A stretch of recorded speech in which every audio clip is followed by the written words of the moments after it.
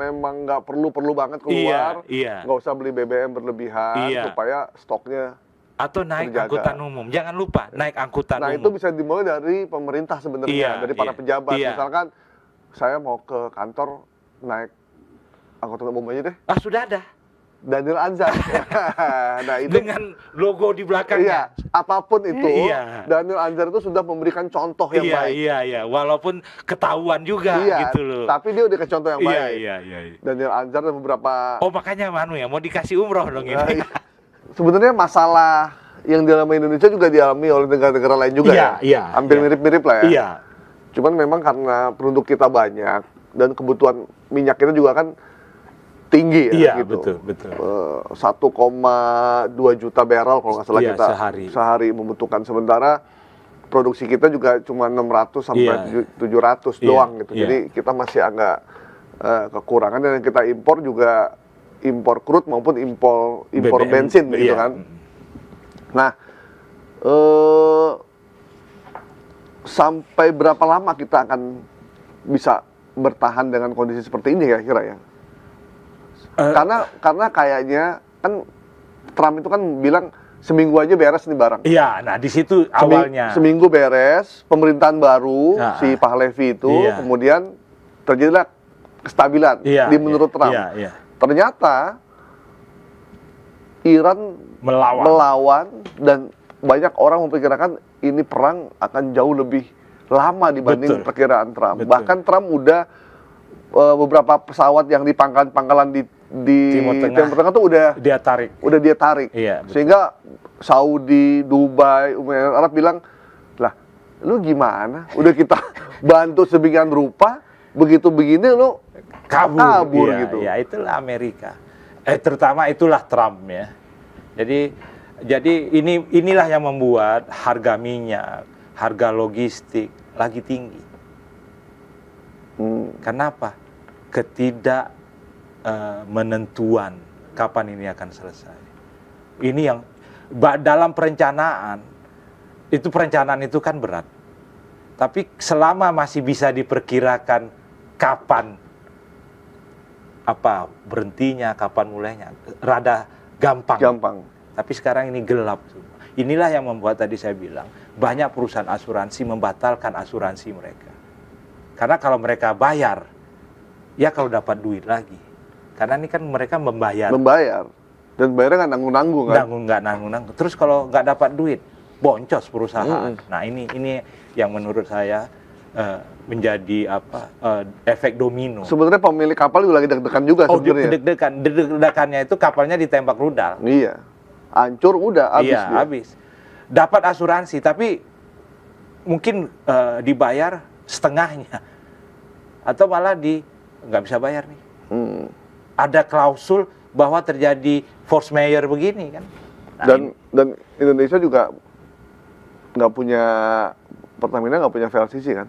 Ya, rata-rata VLCC Pertamina itu kan berbendera asing. Pertamina Pride misalnya.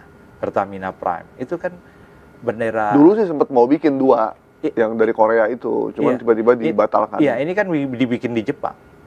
Itu kenapa pakai bendera asing? Karena duit yang membangunnya itu bukan duit Pertamina. Jadi ada perusahaan yang memiliki kontrak angkutan minyak. Dia yang memodali bikin kapal itu untuk mengangkut. Pertamina hanya sebagai operator. Dulu ada, Pertamina mau bikin waktu zamannya siapa ya, Arifin Nawawi. Saya sempat liputan juga tuh. Udah jadi, udah mau siap kirim, tiba-tiba Komisi 7 pada saat itu memutuskan untuk membatalkan. Dia dapat Komisi 7. Kita pikir ini masa sih orang udah jadi tinggal dikirim tiba-tiba dibatalin. Baru mikir mungkin ini intervensi para pemilik kapal tanker. Karena kalau Pertamina punya kapal kan dia nggak disewa lagi. Iya. Jadi begini sebenarnya Prof Gaib dalam bisnis kapal tanker. Pegang. Saking semangat. Saking semangatnya ini. Dalam bisnis tanker dunia ini, yang penting itu ada muatan dulu. Terus nanti kapalnya gimana? Dibikin. Terus siapa yang mau mau membiayai, banyak yang mau membiayai. Yang penting ada muatan. Ada muatan. Iya, jadi kontrak dulu ya. Iya, kontrak dulu. Misalnya Prof Gaib punya kontrak ngangkut dari katakanlah dari Papua, Tangguh, ladang minyak Tangguh. Itu kan setahun sekian juta barel dapat. Ya, ini bisa pergi ke bank. Gua mau beli atau bikin kapal nih. Oke, kita bayarin. Karena udah ada kontrak. Udah ada kontrak. Kontraknya lama lagi, katakanlah 5 tahun. 5 tahun. Jadi, nah ini sekarang sedang disrupsi. Ya, oke. Nah, jadi Sip. seperti ya. Oke, Pak Siswanto, ini luar biasa dialog kita ya. Iya, luar biasa ya. Kita kayak mesti lanjutkan di dialog-dialog berikutnya. Oh iya, kalau perlu kita perdebatkan. Iya. Apa narasi-narasi? Oh jangan khawatir. Nanti betul-betul terjadi lah. Tapi kan pemerintah memang harus begitu kan, harus memberi keyakinan pada masyarakat. Tapi gini, belajar dari Iran ya. Iran itu pemerintahnya gini. Kita ini lagi sulit. Udah gitu aja. Jadi ya Jadi masyarakatnya juga aware gitu ya? Iya, jadi masyarakat kita ini kan dimanja. Oh, nggak apa-apa sebetulnya. Aman semua. Nah, pemerintah akhirnya kan terjebak. Saya ingat ya, ada orang Indonesia yang berada di luar negeri cerita. Kalau di luar negeri itu, kalau minyak dunia lagi tinggi, itu pemerintah ngomong, harga minyak lagi tinggi nih. Kemudian masyarakatnya berhemat. Iya. Jadi Sabtu Minggu mereka nggak beli minyak tuh. Iya. Mereka biasanya pergi, dibatasi. Nah, kalau kita mau harga minyak tinggi, mau harga minyak rendah, tetap aja ramai semua. Ini yang menarik tuh begini. Di saat perang di Teluk itu, Kementerian Perhubungan siap-siap mau mudik Lebaran gratis.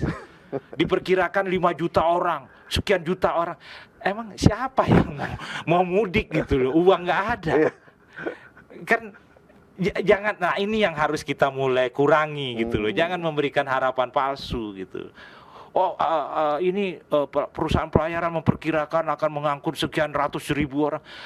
Nah, saya kan biasa juga mudik, kita pemudik juga kan, nggak mudik itu udah berapa tahun. itu mungkin optimisme. Iya. Kan pemerintah mesti menjaga optimisme. Gitu. Walaupun memang harus dikasih warning juga bahwa ayo rakyat Indonesia, ini situasi lagi tidak baik-baik saja. Iya, prihatin. Mari kita berhemat. Jangan mengumpulkan uang, jangan beli jalan-jalan untuk ngabisin BBM yang tidak perlu. Iya. Gitu loh. Iya, dan orang Jawa kan sudah banyak punya nama anak prihatin kan. Iya. Nah, Prihatin Ningsi. Prihatin Yanto. Prihatiantoro. Ya, itu kan menunjukkan di dalam filosofi kita sebagai bangsa itu ada prihatin. Nah, saya tanya, kenapa nama anaknya Prihatin, Pak? Karena waktu itu saya lagi sulit. Ya, iya. Gitu. Jadi prihatin. Saya punya kawan Prihatin Ningsi. Walaupun Ningsi tapi prihatin ya kan. Ya, jadi itu penting menjaga optimisme, tapi juga kita mesti kasih warning juga ke publik bahwa situasi tidak baik-baik saja. Jadi kita diminta untuk pemerintah menghimbau berhemat. Tapi karena pemerintah belum ngomong, kita aja ngomong deh. Iya. Gitu. Jadi kalau memang nggak ada duit ya janganlah mudik gitu loh. Kalau memang nggak perlu banget keluar, nggak usah beli BBM berlebihan supaya stoknya atau naik angkutan umum. Jangan lupa naik angkutan umum. Nah, itu bisa dimulai dari pemerintah sebenarnya, dari para pejabat. Misalkan saya mau ke kantor naik angkutan umum aja deh. Sudah ada. Daniel Anzar. Nah, itu dengan logo di belakangnya. Apapun itu, Daniel Anzar itu sudah memberikan contoh yang baik. Iya. Walaupun ketahuan juga gitu loh. Tapi dia udah ke contoh yang baik. Iya. Daniel Anzar dan beberapa. Oh, makanya mau dikasih umroh dong ini. Nah, atau naik sepeda misalkan. Dan itu kalau pejabatnya begitu, itu luar biasa. Ada kemarin saya lihat ada dubes Indonesia di Belanda. Dubes Belanda untuk Indonesia, dia pulang ke luar negeri, pulang ke Belanda, terus ada orang Indonesia ini, Pak Dubes, pakai bahasa Belanda tentunya. Kendaraannya mana? Oh, ini kendaraan saya, naik sepeda dong dia. Ya ampun. Naik sepeda, dia bilang ini kendaraan termewah yang saya miliki dan saya senang naik sepeda. Gitu. Begitu juga ada mantan Perdana Menteri Inggris begitu selesai ngomong, selesai si menjabat, rambut jigrik. selesai menjabat, pulang naik sepeda, gitu. Ya kira-kira begitulah ya. Ini waktu udah habis. Udah habis nih kita. Jadi terima kasih Prof Gaib karena sudah diundang. Oh saya dong, makasih. Iya, mudah-mudahan kita bisa berdialog lagi. Ya. Karena ini tidak tahu kapan akan selesainya. Oke. Jadi ya kita lihat aja. Minggu depan kita update ya sebelum Lebaran ya. Kita update lagi apa yang terjadi. Mas Sis, terima kasih banyak. Thank you. Demikian teman-teman. Sampai jumpa di The Comment besok. Bye-bye.